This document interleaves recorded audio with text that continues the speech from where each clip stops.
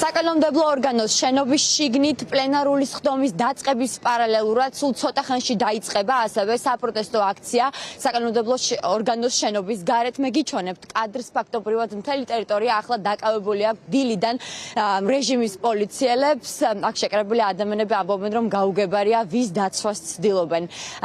ეს პოლიციელები, აქციის მონაწილეები ამ წუთებში დაიწყებენ პარლამენტის შენობასთან შეკრებას და აქ ხმამაღლა გაისმება კიდევ ერთხელ ამ აქციის მთავარი მოთხოვნები. პირველ რიგში ეს არის ნეტგაზეთისა და ბათუმელების დაფუძნებლის რეჟიმის მიერ უკანონოდ დატყვევებული მზია ამაღლობელის დაუყოვნებლივ გათავისუფლება. ის 24 დღეა პროტესტის ნიშნად შიმშილობს და ასევე მათი ერთ-ერთი არანაკლებ მთავარი და საკონძო მოთხოვნა არის ის, რომ დაუყოვნებლივ შეუწყდეს უფლებამოსილება ირაკლი დგებუაძეს, ბათუმის პოლიციის უფროსს, რომლისთვისაც ბოდიშის მოხდას, როგორც ამას ნუნა ქურდოვანიძე იტყობინება. რა ინფორმაცია, რაც მან გამოიტანა ციხიდან მზია ამაღლობლისგან არის ის, რომ ის არაპირებს ბოდიშის მოხდას რეჟიმის წინაშე. მამუკა ანდღულაძე არის ჩვენთან ერთად, ის აქციის ერთ-ერთი მონაწილე არის, მზიას თანამებრძოლი და მეგობარი.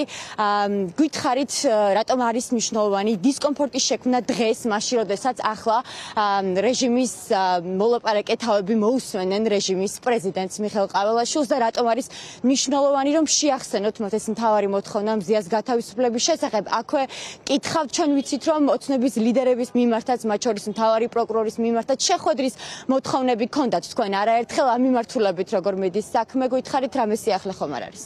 პირველ რიგში რა თქმა უნდა ცალსახელო სოლიდარობა ქალბატონ მზიას, რომელიც თვალსაჩინო მაგალითია პატრიოტიზმის, დემოკრატიის, პროფესიონალიზმის და მისი სიცოცხლის და ჯანმრთელობის საკითხი პირდაპირ როგორც ივანიშვილის, ასევე ყველა მისი ქვეშევრდომის პირადი პასუხისმგებლობის საკითხია.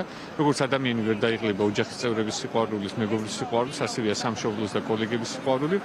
ჩვენ ყოველდღიურად კონსტიტუციის პარკლებში ვაპროტესტებთ და ვახსენებთ ქართულ ოცნებას, რომ ის, რასაც ისინი ჩადიან, არის უკანონო, არაკონსტიტუციური, ქვეყნის ღალატი და ჩვენ არასოდეს არ გავჩერდებით ამის შეხსენებით. შეხედეთ რა ხდება.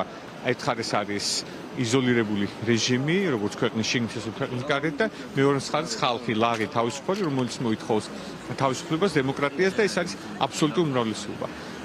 ვერც ახერხებენ საზოგადოებასთან სიარულს და არც ესმით საზოგადოების. ისინი სამშობლოს სიყვარულში ჩაჭრილი ადამიანებია. აქციის მონაწილეები ამ წუთებში იკრიბებიან საკანონმდებლო ორგანოს შენობასთან, როგორც ხედავთ თავადაც კადრში, ფაქტობრივად მთელი ეზო, მთელი უკანა მხარე სავსეა პოლიციელებით, რეჟიმის დამცველები აქ იკრიბებიან დილიდან მას შემდეგ, რაც გუშინ საღამოს უკვე დაანონსეს ჟურნალისტებმა, მოქალაქეებმა საპროტესტო აქცია მზია ამაღლობელის გათავისუფლების მოთხოვნით, როგორც აღმოჩნდა რეჟიმის პრეზიდენტს რეჟიმის პარლამენტში მოусმენენ პროტესტის ფონზე.